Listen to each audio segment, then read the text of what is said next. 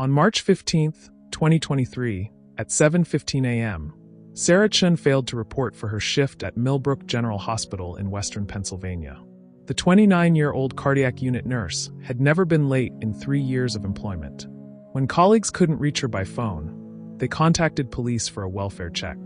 Officers found Sarah's house secure, her car in the driveway, and all personal belongings, including purse, wallet, and $87 cash, untouched. Her golden retriever Buster was agitated in the backyard. The only anomaly was a coffee mug in the sink. Neighbors knew Sarah always loaded her dishwasher before bed. Sarah Chen had vanished without a trace.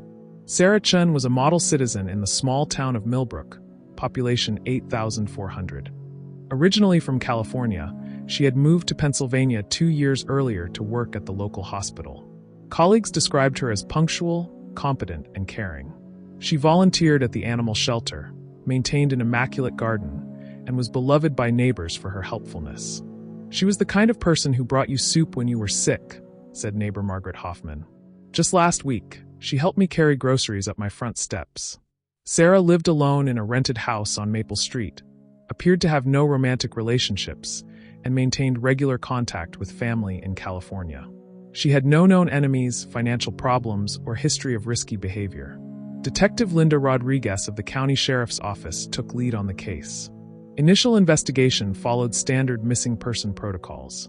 House showed no signs of forced entry or struggle. All valuables remained untouched. Cell phone found at residence, last used at 10:47 p.m. the previous night. No suspicious activity on credit cards or bank accounts. Phone records revealed normal communication patterns with family and coworkers. Social media accounts showed no concerning interactions. Bank statements initially appeared routine. Hospital staff confirmed Sarah's reliable work ethic and punctuality. Neighbors reported no unusual activity or visitors. No one had seen Sarah leave her house the night she disappeared. The case appeared to be a random abduction, until investigators discovered inconsistencies in Sarah's recent behavior. Detective Rodriguez identified several anomalies. Bank records showed Sarah had been withdrawing unusually large amounts of cash over 3 months, $200 to $300 at a time. Coworkers reported Sarah had been leaving work early on Tuesdays for mysterious appointments. She gave vague explanations: therapy, book club, volunteer work. But investigators found no evidence of these activities. Hidden under her car seat was a prepaid cell phone unknown to family and friends. It contained 3 contacts: M, David, and Phoenix. The text messages were ominous. M, same time next week? Sarah, I'm not sure I can keep doing this. M, you don't have a choice. You know what happens if you stop. The final message, sent the night before Sarah disappeared. M, we need to talk. Tonight. Usual place. The phone number labeled Phoenix belonged to Marcus Webb, 34, a Pittsburgh mechanic with a criminal record including drug possession and assault. When detectives arrived at Webb's apartment, neighbors reported he had fled town 3 days earlier, the day after Sarah's disappearance. Drug paraphernalia consistent with heroin distribution. Surveillance photographs of Sarah taken without her knowledge. Images showed her leaving work, walking her dog, and gardening. Phone records confirmed Webb had been contacting Sarah for 6 months.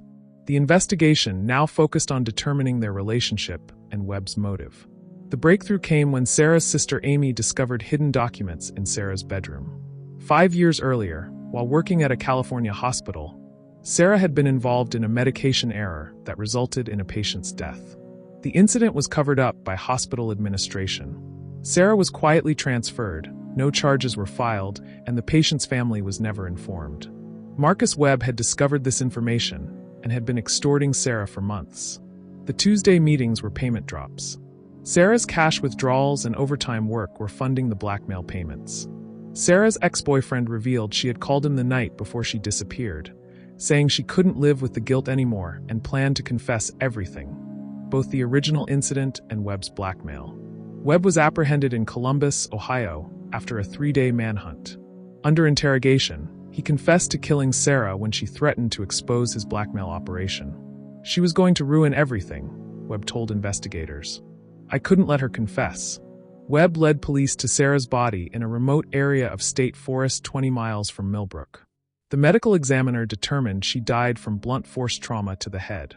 Marcus Webb was convicted of first-degree murder and sentenced to life in prison without possibility of parole. The trial revealed Sarah's 5-year-old secret, dividing community opinion about her legacy. Some viewed her as a victim trying to atone for past mistakes. Others felt betrayed by her deception. Webb's motive was purely financial. He had identified Sarah as an ideal blackmail victim, a healthcare professional with a devastating secret who was unlikely to contact police. The scheme provided him steady income for months until Sarah's guilt became unbearable and she decided to confess. Sarah's decision to come forward threatened Webb's livelihood and potentially exposed him to extortion charges. Rather than lose his income source, he chose murder.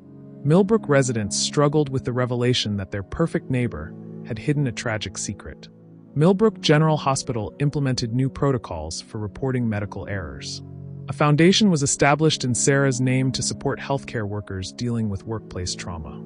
Sarah's sister honored her wishes by donating Sarah's savings to the family of the patient who died 5 years earlier. Her dog Buster was adopted by Dr. Patterson, Sarah's former colleague. Sarah's former house remains empty, with neighbor Margaret Hoffman maintaining her garden.